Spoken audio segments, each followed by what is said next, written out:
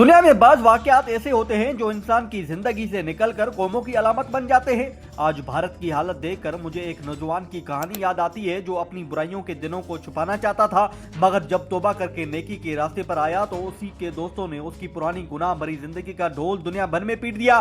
یہ نوجوان شراب، چرس اور ہر طرح کے نشے میں لت پت تھا، مگر ایک دن ضمیر نے جھنجھوڑا۔ اس نے فیصلہ کیا کہ اب وہ برائی چھوڑ دے گا اور نیکی اپنائے گا۔ وہ کچھ نیک دوستوں کے پاس گیا، ندامت بھری آنکھوں سے ان کے سامنے بیٹھا، معافی مانگی اور اصلاح کا عہد کیا۔ شروع میں سب نے سراہا، گلے لگایا، دعائیں دی، لیکن جلد ہی اس کی اصلاح کو نمائش بنا دیا گیا۔ اب جب وہ کسی تقریب میں جاتا، اس کے نیک دوست فخر سے اس کے سب کے سامنے اعلان کرتے، یہ وہی دوست ہے جو پہلے شراب پیتا تھا، چرس پیتا تھا اور گناہوں میں غرق تھا، مگر جب سے ہماری صحبت میں آیا ہے نیک بن گیا ہے۔ بیچارہ وہ نوجوان ہر محفل میں شرمندگی سے جھک جاتا۔ ایک دن اس نوجوان نے تنگ آ کر کہا، میں نے توبہ کر کے سکون چاہا تھا، مگر تم نے میری نیکی کو میرے لیے ذلت بنا دیا۔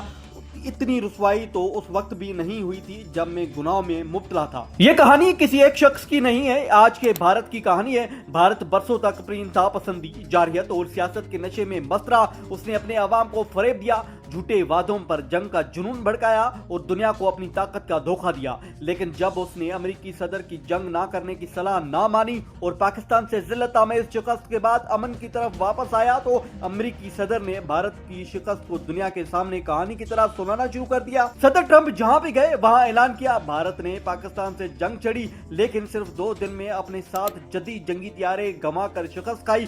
مودی میرے پاس آئے اور کہا کہ جنگ بند کرے، ہم تجارت چاہتے ہیں۔ یہ الفاظ بھارت کے لیے کسی بم سے کم نہیں تھے۔ نریندر مودی جو خود کو دنیا کا طاقتور ترین لیڈر کہنے کی عادی تھے، ان کے لیے یہ بیانات عالمی فورمز پر بھارت کی رسوائی بن گئے۔ وہ جنگ جسے بھارت دفاعی کامیابی کے طور پر پیش کر رہا تھا، ٹرمپ کی زبان سے بھارت کی شکست کی گواہی بن گئی۔ بھارت کی سپر پاور ہونے کی داستان اب تنظیم بن چکی ہے۔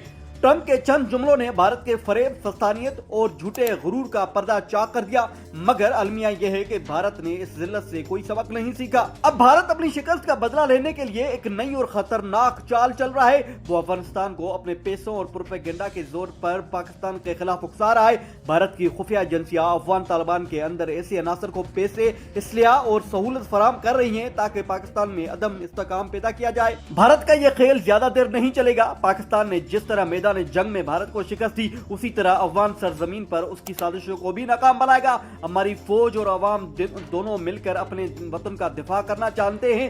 دشمن اگر سازش کرے تو پاکستانی ایمان، جذبہ اور غیرت اس کا جواب دیتے ہیں۔ افغان طالبان کو دوبارہ پہاڑوں میں واپس دھکیلنا پاکستان کے بس میں ہے، کیونکہ یہ قوم اپنی سرحدوں کی حفاظت کے ساتھ ساتھ اپنے وقار کی حفاظت کرنا بھی جانتی ہے۔ اس ساری صورتحال میں پاکستان کی عسکری، سیاسی اور اطلاعاتی قیادت نے جس بصیرت اور تحمل کا مظاہرہ کیا ہے وہ قابل تعریف ہے۔ فیلڈ مارشل سید عاصم منی نے اپنی قیادت، تجربے اور ایمان پر مبنی فیصلوں سے ملک کے دفاع کو قابل تسخیر بنایا۔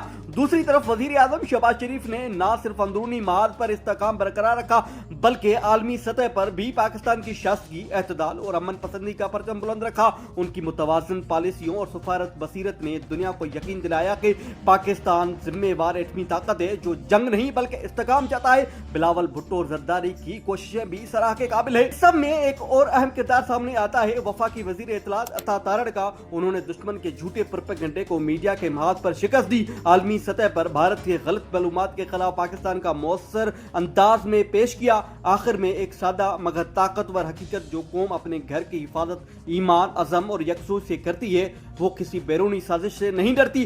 پاکستان نے جو کچھ کیا وہ دفاع تھا، اور دفاع کی طاقت صرف ہتھیار نہیں بلکہ قیادت کی حکمت، فوج کا جذبہ اور قوم کا ایمان ہے۔